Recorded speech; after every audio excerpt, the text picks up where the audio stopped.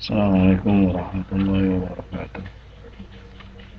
Anak-anak sekalian, mengucapkan selamat pagi. Mudah-mudahan pagi semuanya dalam keadaan sehat walafiat. Dan kemudian mari sama-sama kita berdoa kepada Allah Subhanahu wa Ta'ala untuk kelancaran belajar kita melalui pelajaran agama ini dengan mengucapkan Bismillahirrahmanirrahim dan mengingatkan kamu sekalian sebelum menyampaikan materi dan kamu menerima materi yang aku sampaikan lebih dahulu mempersilahkan untuk mengabsenkan diri terlebih dahulu, dikarenakan seandainya kamu tidak menyiapkan diri pada agama online dan di situ di sistem mengabsenkan diri, maka kamu dianggap tidak bertetap muka atau tidak mengikuti materi pelajaran yang aku sampaikan. Terus selanjutnya pada kesempatan pagi ini anak-anak sekalian, Bapak akan menyampaikan tindak lanjut dari materi fikih pada kesempatan pagi ini yang terkait masih dengan ibadah kurban. Pada minggu yang lalu kita telah sampai kepada yang namanya ketentuan hewan kurban. Sekarang kita akan membaca dan mencermati hal-hal yang terkait dengan ibadah kurban. Yang keempat yaitu waktu dan penyembelihan hewan kurban. Waktu yang sah untuk menyembelih hewan kurban adalah yang pertama pada hari raya Idul Adha, yaitu tanggal 10 Zulhijjah. Setelah sholat Idul Adha, hal ini berdasarkan riwayat dari Al-Barra bin Asib radhiyallahu anhu, dia berkata, "Qarbana Rasulullah sallallahu alaihi wasallam yawman nahri ba'da shalah. Faqala man shalla salatana wa nasaka nusukana. Faqad asaba nusuka. Wa man nasaka qabla salati fatilka syatul lahmin." Ya, artinya Rasulullah SAW berkhutbah kepada kami pada Yaumun Nahar atau hari raya kurban. Setelah sholat, dia bersabda, barang siapa yang sholat seumpama kami sholat dan menyembelih seumpama kami menyembelih, yaitu setelah sholat, maka sungguh ia telah benar. Dan barang siapa yang menyembelih sebelum sholat, maka itu daging kambing biasa atau bukan daging kambing atau daging hewan daripada kurban. Ini riwayat Al-Bukhari. Yang kedua, waktu penyembelihan itu, waktu penyembelihan hewan kurban itu juga diperbolehkan pada hari tasyrik. Yaitu tanggal berapa di hari tasyrik itu? Jatuhnya tanggal 11, tanggal 12, dan tanggal 13 di bulan Zulhijjah. Hal ini berdasarkan sabda Nabi sallallahu alaihi wasallam, "Yashhadu manafi'a lahum wa yazkuru ismallahi fi ayyamin ma'lumatin ala ma razaqahum min bahimatil an'am." Ya, artinya supaya orang-orang yang beribadah haji dapat menyaksikan berbagai macam kebaikan bagi mereka, agar mereka juga menyebut nama Allah Subhanahu wa Ta'ala pada hari-hari yang telah ditentukan. Kemudian mereka menyembelih hewan kurban berupa ternak dari rezeki yang Allah berikan kepada mereka. Hari-hari yang telah ditentukan menurut penafsiran Ibnu Abbas adalah hari raya penyembelihan atau Idul Adha, dan 3 hari setelah hari raya Idul Adha, yaitu dari tanggal 11, 12, dan 13. Hal ini berdasarkan hadis Nabi kita Muhammad SAW yang berbunyi, Jubair bin Mut'im Nabi sallallahu alaihi wasallam qala wa kullu ayyam tasyriki zabhun. Artinya dari Jubair bin Mut'im radhiyallahu an, dari Nabi sallallahu alaihi wasallam bersabda, setiap hari tasyrik adalah waktu untuk menyembelih hewan kurban. Hadis riwayat Imam Ahmad dan Imam Al-Baihaqi. Tempat menyembelih sebaiknya, anak-anakku, tempat menyembelih sebaiknya dekat dengan tempat pelaksanaan sholat Idul Adha.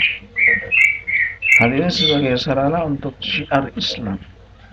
Sabda Rasulullah sallallahu alaihi wasallam, kana Rasulullah sallallahu alaihi wasallam yazbahu wa yanharu bil musalla. Artinya Nabi sallallahu alaihi wasallam biasa menyembelih kurban di tempat pelaksanaan sholat Id. Hadis riwayat Imam Bukhari. Yang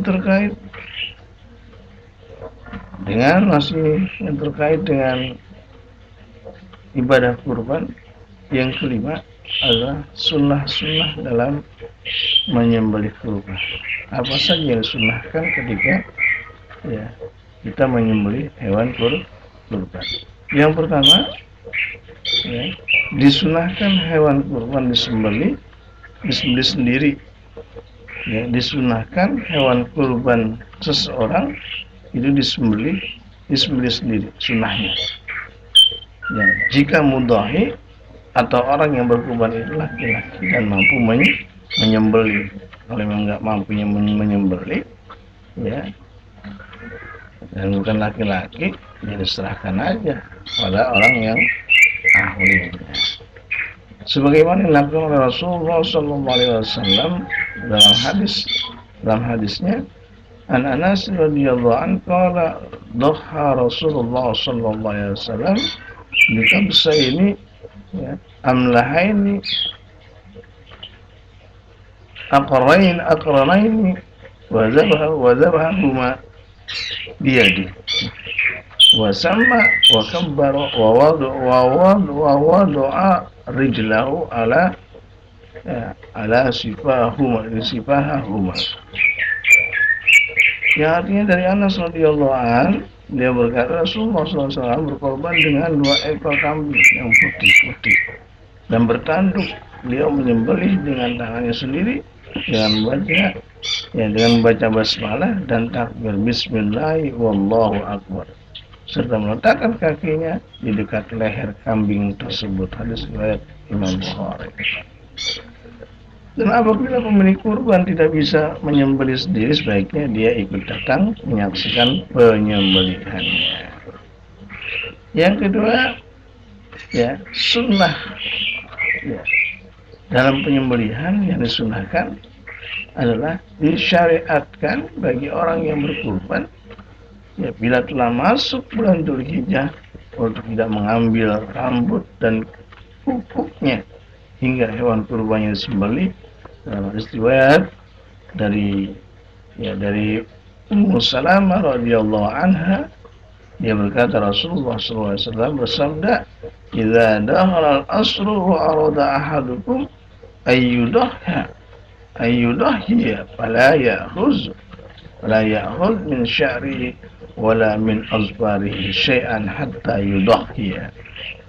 Yang artinya, apabila telah masuk 10 hari pertama bulan Dzulhijjah, salah seorang kalian hendak berkurban, maka janganlah dia mengambil rambut dan kukunya sedikit pun hingga dia menyembelih hewan kurbannya. Hadis riwayat Imam Muslim.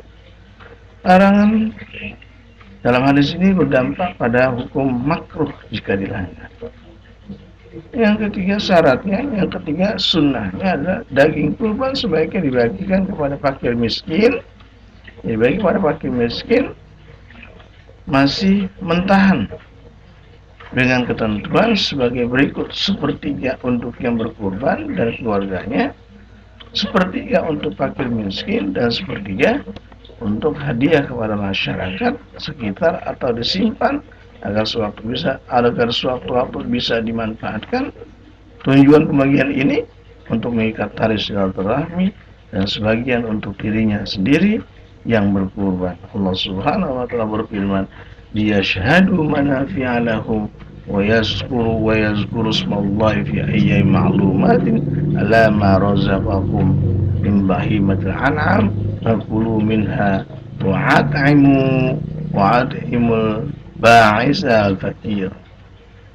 Yang artinya agar mereka menyaksikan berbagai manfaat untuk mereka dan agar mereka menyebut nama Allah pada beberapa hari yang tertentukan atas rezeki yang diberikan dia kepada mereka berupa hewan ternak. Maka makanlah sebagian darinya dan sebagian lagi berikanlah untuk dimakan orang-orang yang sengsara dan fakir. Surat Al-Hajj ayat 12. Juga tindakan Rasulullah SAW yang memakan sebagian dari hewan kurban.